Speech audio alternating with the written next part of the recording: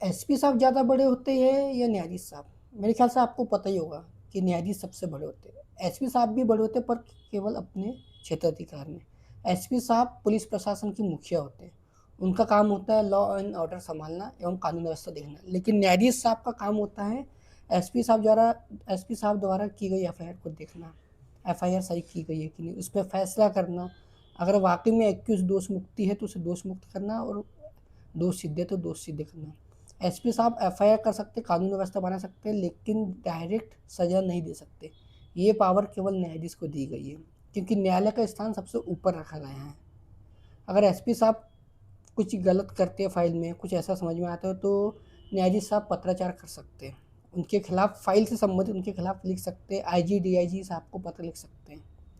अगर एसपी साहब या पुलिस अधिकारी दूसरे टीआई वगैरह अगर न्यायालय के आदेश की अवहेलना करते हैं तो न्यायाधीश के पास इतना पावर होता है कि उनके विरुद्ध दंडात्मक कार्रवाई कर सकते हैं।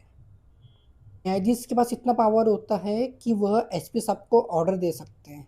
अगर किसी फाइल में कुछ गड़बड़ है, किसी गवाह को बुलाना है, थाना प्रभारी नहीं सुन रहे, तो न्यायाधीश सीधा एसपी साहब को पत्र लिखते हैं कि आप फलाना गवाह को ये पेशी तारीख पर उपस्थित रखें, और वो आदेश निर्देश को एसपी साहब को फॉलो करना होता है।